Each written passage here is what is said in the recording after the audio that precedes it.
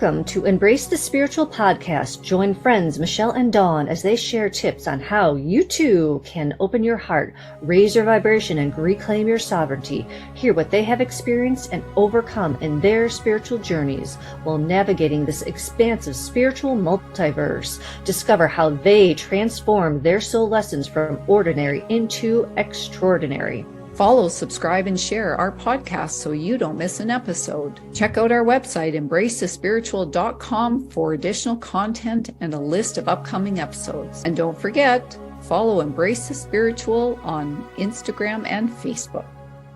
Welcome to the episode where we talk about raising your vibration and the Clairs and how they go hand in hand in reaching your potential for seeing, hearing, tasting, and smelling what else is out there in the energetic world. We try to do 2 episodes back to back, and I was trying to read the outro, and all of a sudden I had Archangel Metatron pop up, and as I'm trying to speak, he's just making faces, and I just lost it. I broke up the whole thing because he thought our last episode was too serious. So obviously he wants to remind us that raising your vibration is laughter, having fun, and enjoying the moment of what you're doing.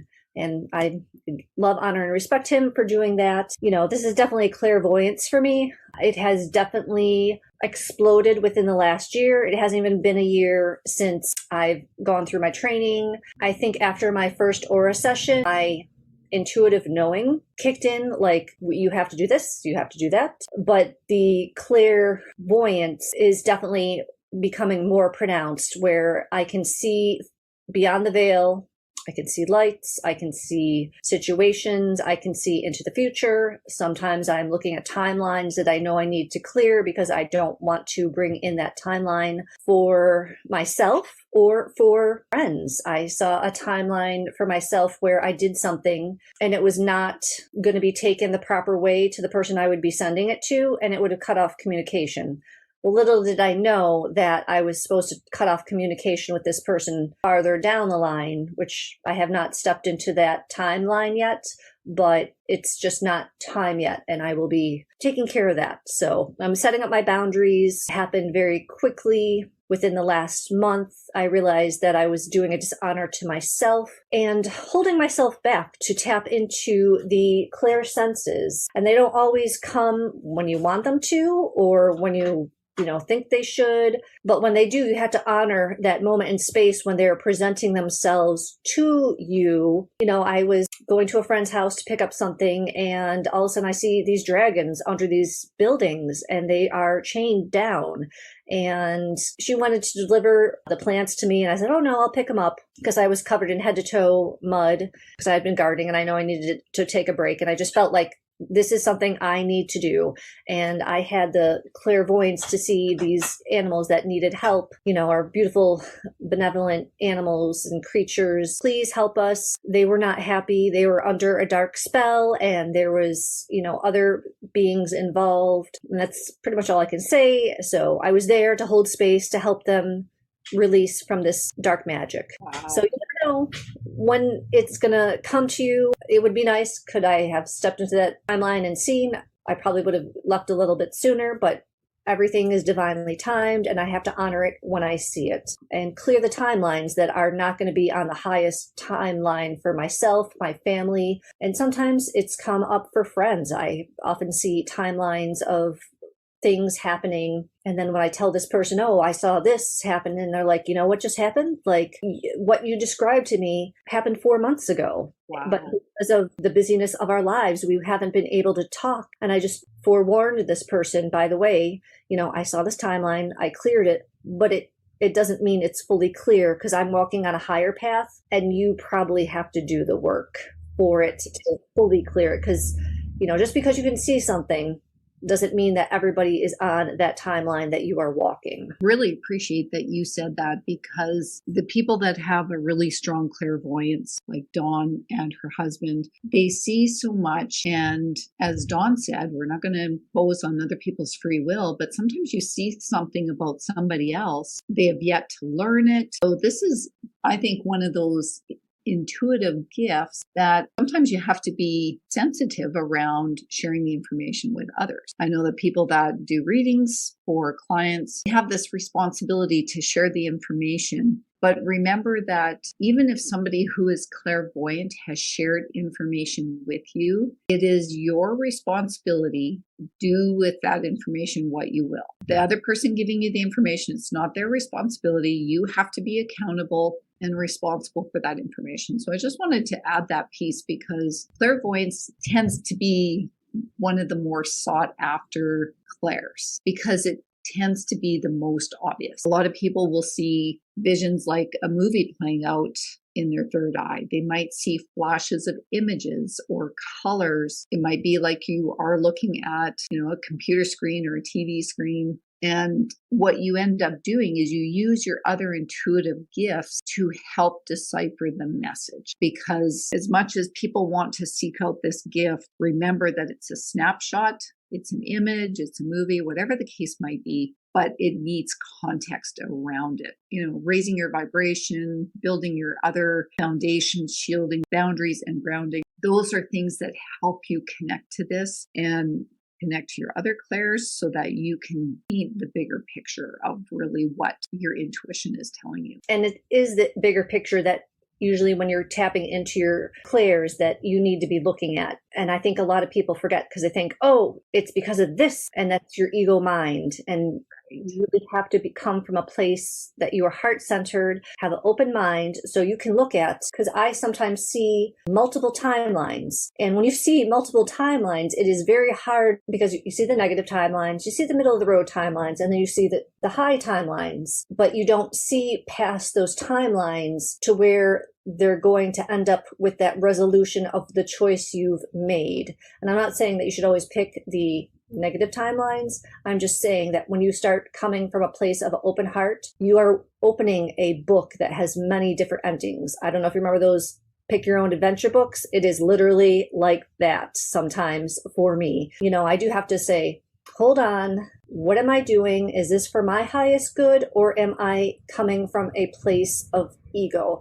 And I'm more conservative in my thinking process when it does come to doing certain things, unless I immediately get that gut feeling to make that choice. For when I saw the timeline of sending somebody something, I knew intuitively that, nope, that's not the right choice. I feel that gut feeling, that felt wrong. So it's not going to happen. And it is really, you have to tune into sometimes more than one clair to make that decision. Absolutely. The timelines that Dawn is talking about, we'll have a future episode on that because talking about timelines is such a large topic in the sense of it is so intricate. Those of you that like the Marvel movies, we'll just leave you with that you'll probably understand timelines a little bit better about what's happening. So Dawn's really seeing those advanced things, that the analogy of a fork in the road or multiple forks in the road, and which road do I go down? Because every road might get you to your destination, but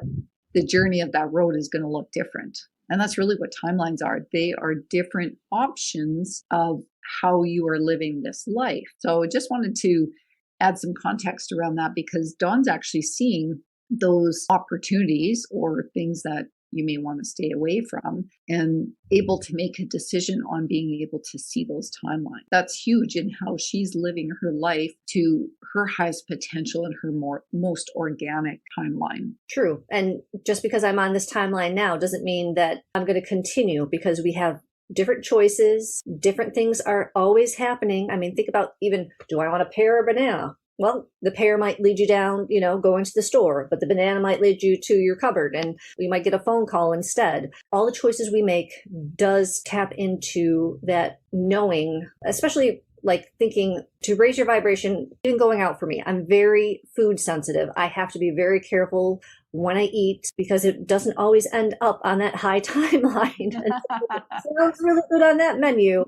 Yeah. Does not agree with me on a certain timeline. So, you really have to tap into that clairs, like just because it mentally feels, oh, this could be the right thing maybe I should check in with my gut. Is this the right thing for me at this point in time? I'm hearing it sounds good. And one time I realized I probably should have talked it over with my husband, because he was like, I don't know why you chose that. I'm like, I don't know either. Yeah. One thing I want to add into clairvoyance, which I think is something that most of us might experience. We talked about deja vu in a past episode, but deja vu is a form of clairvoyance as well, because at some point you saw this timeline of being in this exact moment at this exact time. So you've had that future flash. You might not remember it, but you've had the future flash. So it's still a form of clairvoyance, because I know a lot of people, well, I'm not clairvoyant. I don't see, I want to see. But there's other things that make you clairvoyant that aren't obvious. A lot of people who are clairvoyant are artists, builders, photographers, decorators, designers. Both Dawn and her husband are artists. You heard her story in episode 1 where they met at art school. A lot of designers, you can look at a room and you can envision what the room would look like if you put this here or this color wall. You're being clairvoyant. You can visualize what it's going to look like. So it's not something that's unattainable. We all have all of these clairs at different levels. And you can actually practice and strengthen your clairs. So just because you don't have a clair maybe as strong as another one, don't worry. There's resources out there. There's exercises that you can do that help you strengthen these. Maybe you want to keep a deja vu journal. Who knows? Or, you have a daydream. Those are all things that are clairvoyant. So just wanted to add that, because I think it's kind of cool when you think of some of those professions that we're doing these things every day and you don't even realize. That's a type of intuition. And we always thought that we're not spiritual, we're this, we're that, but you really are. When you are designing and you are putting things in place, you're literally tapping into that future timeline, which is absolutely beautiful thing. It is. The beauty of this universe is we all have different strengths, and that's what makes the collective strong, because not everybody's a designer. I typically know what I don't want, but that doesn't mean I know what it looks like from the beginning. And part of how I do that is my clairsentience. So clairsentience is clear feeling. So that is one of my strongest clairs, is how do things make me feel? It could be something as, it doesn't feel right having the couch over there. So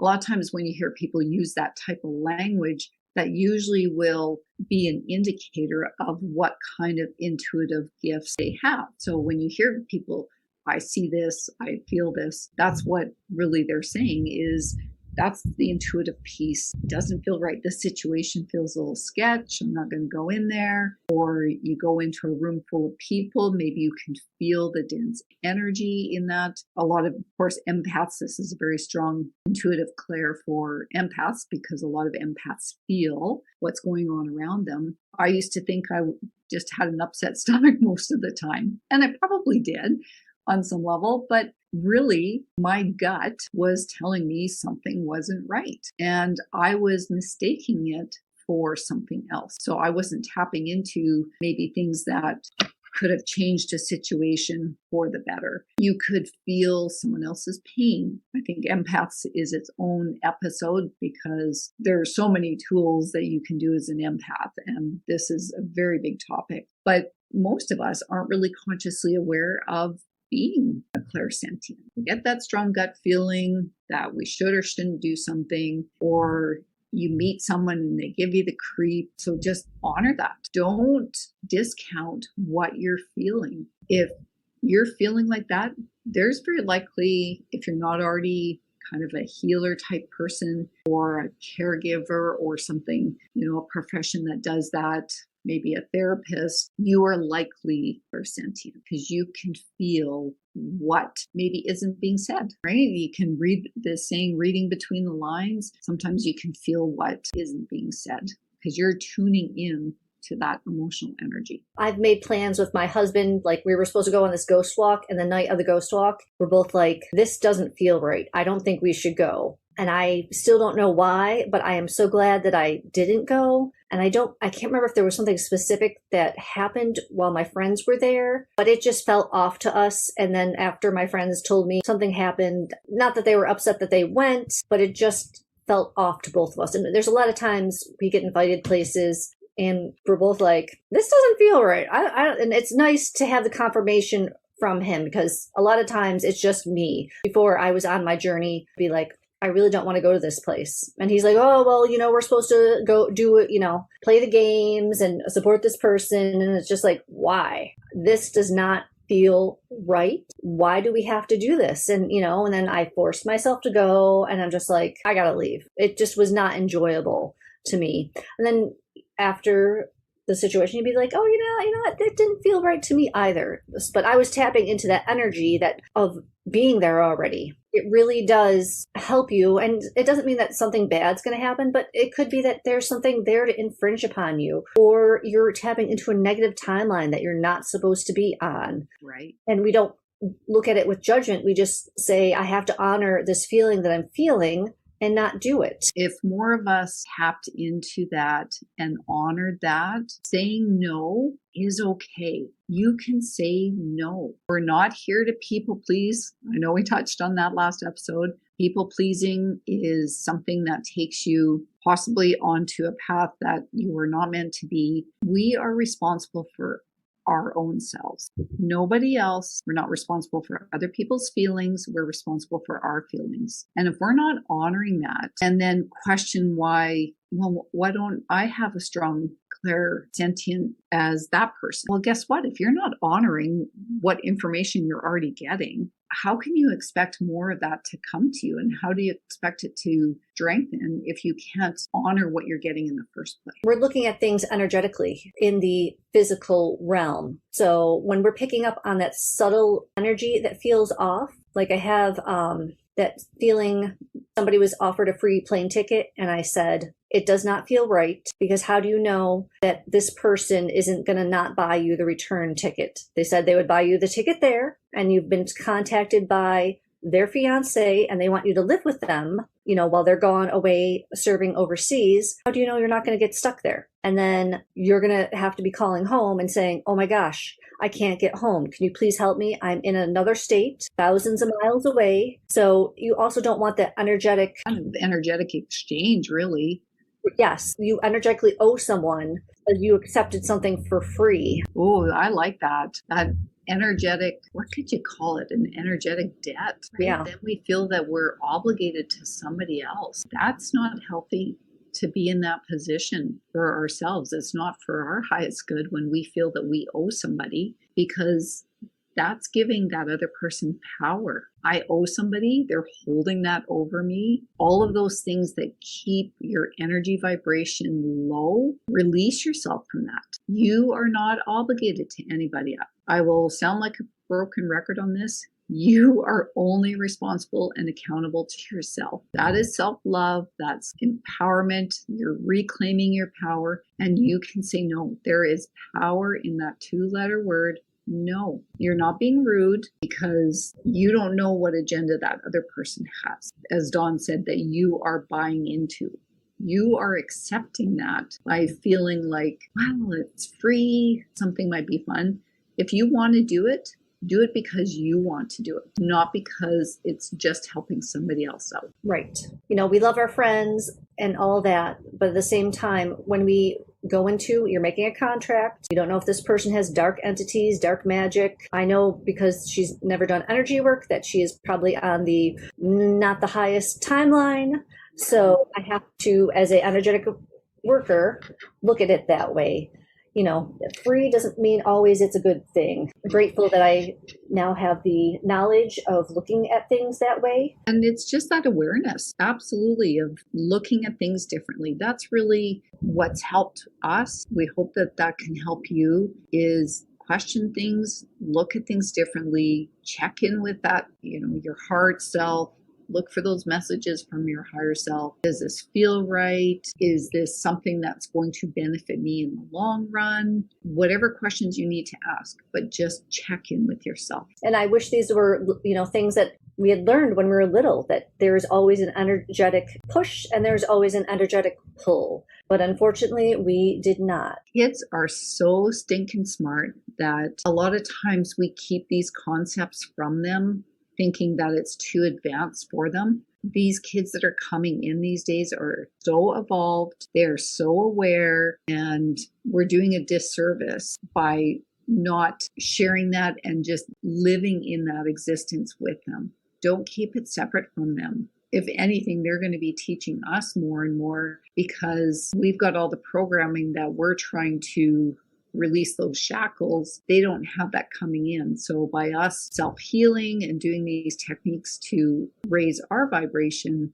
that is allowing that energy space to be even more open. Absolutely true. I wanted to go back to Archangel Metatron when he was popping in and trying to disrupt the energy of it. You started talking about clairvoyance with that, but really clairaudience was one of the things that got your attention. You heard him. Well, and I also saw him. And you saw him. Yeah. And clairaudience, you hear so many things that aren't in the typical realm of what people hear. I'd love for you to share that story of some of the unique things that you've heard, because a lot of times we think, oh, I'm going to hear my guides or I'm going to hear them, but that information comes in differently. So I think this is a really big Clair that's probably misunderstood about, clear hearing, because that's the definition of clairaudience, where you hear words, sounds, or music, but it can be so much more. True. And since we're working on a spiritual plane when we're doing this, it's just, we're not limited to talking to people who have passed over. We are opened ourselves up to the realm of energetic beings on different planes. I know that I have, within the last, I think it's been less than a month, almost a month, I've been talking to magical creatures. I had a conversation with a griffin that needed help. Pegasus came through during a meditation, and I can't go into detail of what they needed, but I just know that once you start opening yourself up, you start hearing things, you start feeling things, because you become a clear channel. They're not afraid. And if you have a pure heart and they know that they're not going to be judged, be hurt, or there's going to be any negative connotation from the interaction, they will come to you more freely. When your heart is open, when your vibration is high, when you've done your work to make yourself as clear and open as possible, being shielded and grounded, they know that it's safe to come through. With hearing these magical creatures, it could be your pets, the animals outside, hearing your higher self, because sometimes that comes through. A lot of times people have ringing in their ears. That's certainly something that I've had for decades, ringing in my ears. And that's the energy vibration of the angels, the guides. They are at such a high frequency that it's a lot of effort for them to come down in vibration as we are raising our vibration to meet them at a higher level. And that's what happens. It's kind of some distorted ringing in your ears, so to speak. But clairaudience can also be, you hear little messages on a song on the radio, or you think someone called your name and you turn around and there's nobody there. If you're a type of person that likes quiet rooms, as being in a large crowd, that noise is overwhelming, well, you're likely clairaudient because you are extra sensitive to that noise. And so when you have the overwhelming outside noise coming in, it disconnects you from hearing things, messages from your guides, your angels, spirit, whatever it's coming through. We talked about designers for clairvoyance, musicians. How many musicians? Yes, they learn to play by music, but how people can play by ear. I know my dad's like that musically. My daughter's like that. The men in my dad's family are like that, where they can play by ear. They can hear a song, pick up an instrument, and match the notes to what they heard. That's an intuitive gift. We don't think of it like that because we just think, wow, that person can play by ear. Well, that's what they're doing. They're connecting and bridging that information of what they're hearing in the song, they're translating it within themselves to be able to play that music. I think it's a really cool gift that's not always understood, or it's understood in a different way that I think is overlooked, that probably more people have this gift without even realizing it. Absolutely true. And you reminded me when you said music, I actually had a client who was gifted musically. And knowing what I know now, when I was with her, I was able to have the best singing voice ever because I was channeling with her. So we would sing beautiful songs, or when she was having a rough day, I would purposely sing in the perfect note off tune just to get her laughing, because she would be like, it's so beautiful, but it sounds so horrible. Just to get her, to raise her vibration, to be higher, since she was in a, gloomy mind state or whatever, was going on that she wasn't willing to share with me. So we can use them as we choose, and we can tap into them whenever we want. And looking back, that was probably 5 years ago, and I didn't even know that I was doing what I was doing. And I think that's what happens is we're just not aware. We're helping through this podcast bring that awareness to you so that you can recognize these little gifts that come around. And once you start recognizing them, they'll happen more. So they've probably always been there, but the recognition of them, it'll keep coming back. I can tell you, if your higher self or your guides or the angels or the magical creatures or your pets, they get so excited. They can hear me. And it just opens that bridge of communication. And it's just a cool, really cool thing to experience. And the music uplifting your mood, the story that you just shared, that's a big thing. How many of us listen to music and you want to dance around? You are picking up on the energy vibration of that. So clairaudience just doesn't have to be something where you see a psychic on TV that I hear blah, blah, blah.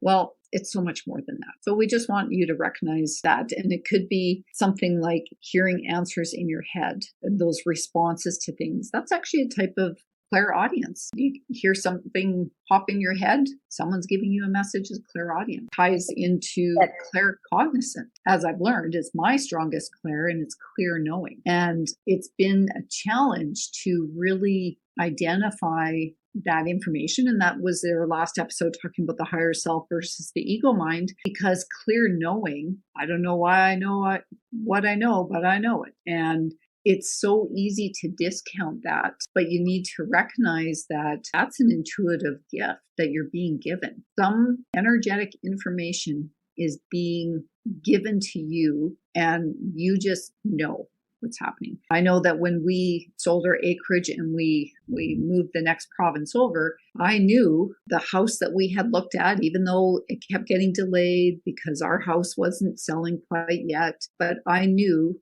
that was going to be our house. And my husband was getting worried, maybe we need to look for other places. And I'm like, no, that is going to be our house. I don't know how I knew that, but now I know how I knew that, because intuitively I was being given that information that, yes, that is the house, stay with it. So don't discount when you have that type of intuition, because it is very powerful. You just know, don't back down, stay with it. It may not become obvious, but as soon as we add worry or doubt into it, then we are disrupting that flow and the receiving of that energy gift, really. Same thing when we went to sell that house and move back. I knew I was at a course, and the first day of the course, we were, introducing ourselves. And the week before, we had a girlfriend's weekend, and it just kind of came up impromptu.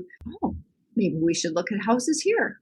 Wanted to downsize and, kind of move back home. And as soon as I energetically opened to the possibility, things started moving, because it was for my highest good. And when I went to this course the following week after the girls' weekend, introducing ourselves, of course, I talked to my husband and said, would you be open to moving back here? He's like, I think we should. So we literally made the decision within a week to put our house on the market. And so here's when you know things are aligning and you're doing things on your highest good, on the correct path. I knew it was the right thing to do. And when we were doing the round table introducing ourselves at this course, I said, we're putting our house in the market and it's going to be sold before I get home.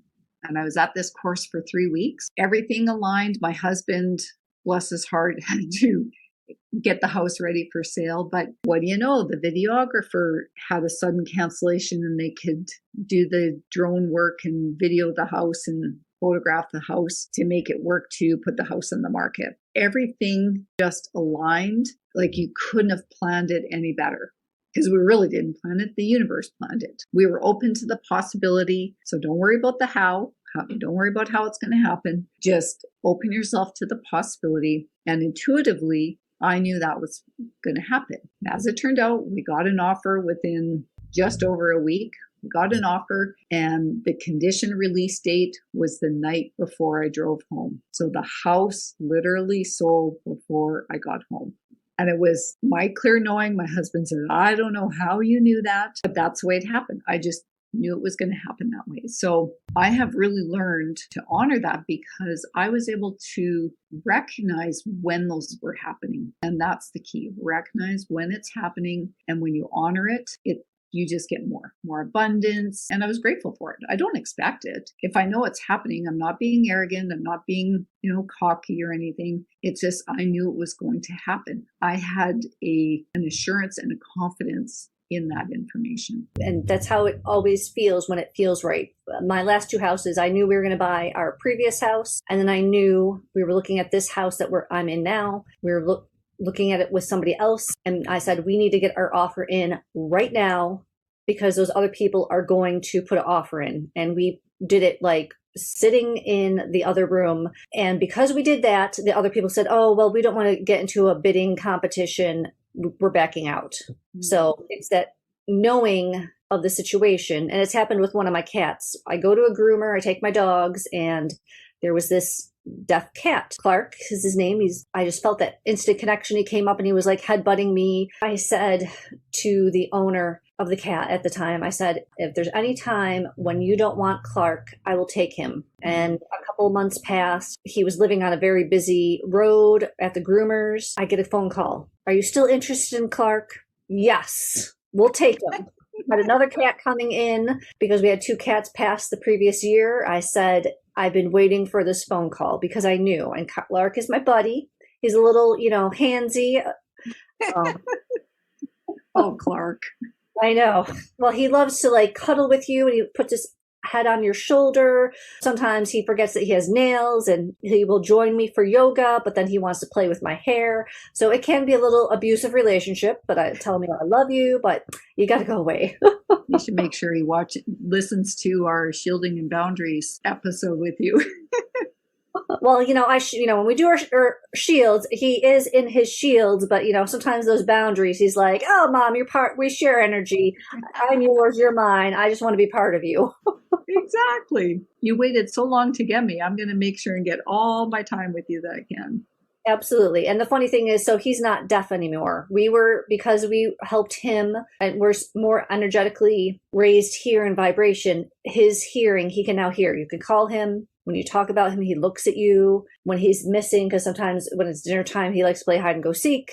You just have to shout out and he's there. So we've given him a beautiful gift and he's opened our hearts so much that we just love him. Perfect. That is amazing. And that really speaks to why raising your vibration is so important. Everything's energy stuck in our bodies. So for Clark, the energy was stuck and blocking his hearing. And so raising the vibration in the home, that's how powerful what we're doing and what we're sharing. Something as simple as shielding, grounding, and boundaries isn't simple. It's profound. And look at the impact it can have on our pets and on us. So when we're doing these activities, have that awareness that we are helping everything within our space. And I love that. One thing I wanted to add with claircognizance too is that some people from the knowing perspective can sometimes have premonitions. It could be something that's going to happen to someone, or grandma's going to call, something that's going to happen. That is claircognizance, clear knowing. Lots of highly intuitive business leaders tend to be clear knowing. I mean, how do some of these leaders just know to get into a certain market. Well, they're probably tapped into their higher self and they're listening to those intuitive messages that they're getting to say this is the right direction to go. So you have that certainty about the situation. And then our next Clair is clairalience, which means clear smelling.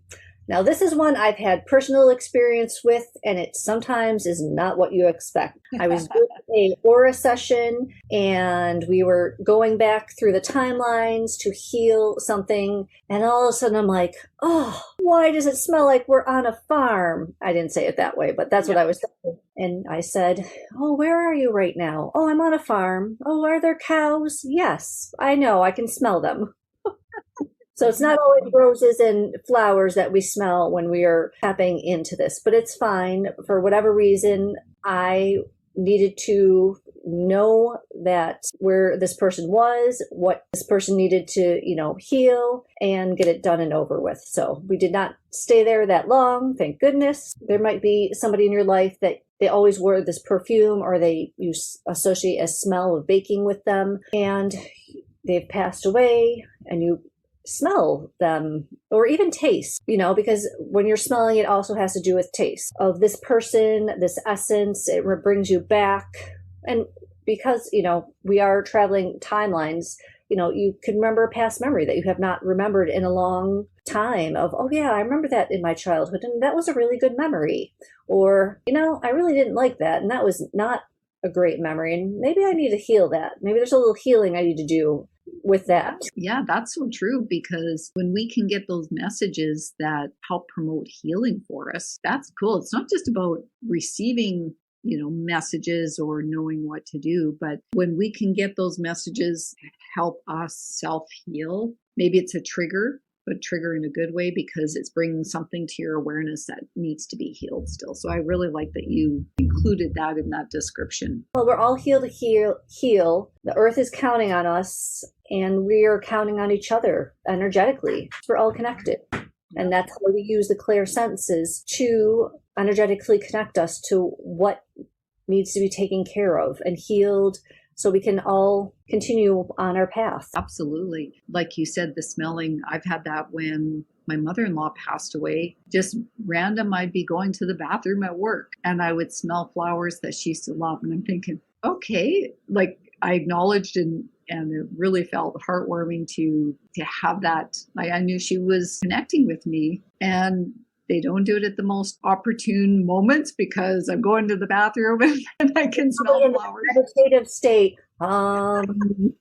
Yeah, not a place you normally smell flowers in, I have to say, but it was still nice, and I honored the fact that she came through and did that. So a lot of people that are florists or perfume designers, those are people that likely have a strong clairalience. The new one, I don't even know how to pronounce it, but they have that strong ability of smell. I didn't realize I have a very strong kind of smell meter, so to speak, where I have a hard time with strong smells. I'm kind of the opposite. I don't like strong smells. They're too overbearing for me. So I just always thought, okay, well, I don't like the smell of certain perfumes or whatever. But now I realize that's actually an intuitive gift of having that smell because I'm so sensitive to it that I'll pick up more. So I'll be more aware of things. And that reminds me of a client I had who I didn't realize she was depressed and was calling in negative beings. And I get there early in the morning while she was sleeping, and I would have this horrible smell. It would smell like somebody just had the worst gas ever. Like, was she incontinent? And I'd go check on her and I'd sniff and and these beings were walking around her house because she had invited them in. And I knew that she needed to raise her vibration to get rid of them. So just because you are here in this form, I realized that, when I smell this certain smell and it smells like gas coming off of people, it might not just be because they've hooted and not let you know. You're smelling things that are in them, and that is your warning system saying, hey, you need to shield up, protect yourself. And it's not because they're not a good person, because in our soul, we are wonderful people, but they have let themselves be led astray and let these things in thinking that it was for their highest good. Very true. We forget about those things that we just think are everyday, or we pass them off as something ordinary. Why not stop and see if it could be something else? That's part of how we strengthen our intuitive senses, is by really stopping and questioning, oh, could this be something more? And sometimes it is. Sometimes it's not. I mean, if you smell a gas, you want to make sure you're safe, check the obvious things. But sometimes that's being shown to us for some other reason. And we could totally miss the sign and would have redirected a situation or done something differently, made a different choice. Really, it boils down to being aware. Pay attention. It's all part of living a more heart-centered life. You're living in the moment. We're so quick to just pass things off as a coincidence or something else. But if we were truly just living in that moment and checking in, say, oh, could this be something else? That's the practice that you need. It's not some big exercise. You don't necessarily have to take a course to learn it. You can, if it feels right. Some people don't need to do it, and some people do because they need that structure of how to do it. Always just check in. Does it feel right? Right? Use your clairs. Does it feel right? Can I see it manifesting in my life differently? Or do I know it to be true? I think this all ties into, raising your vibration, because when you are at a higher vibration, you are literally living at a different frequency, and the off frequencies you notice quicker. They just, you can hear it, you can see it, you can sense it, you can smell it, and you're more in the moment to know how to deal with it, because you've reached that form of, okay, this is not honoring myself, and I'm going to react this way.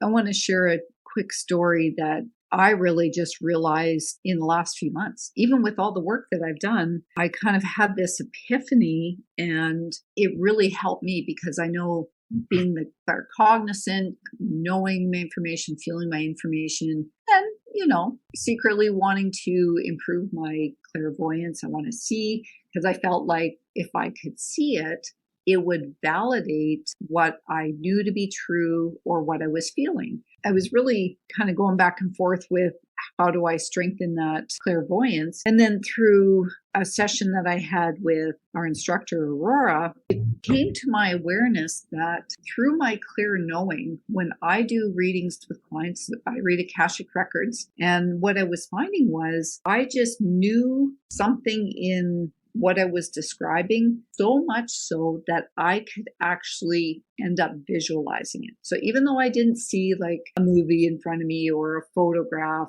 I didn't see, this big landscape, but I could feel and know that there's a building over here and maybe there's mountains on this side.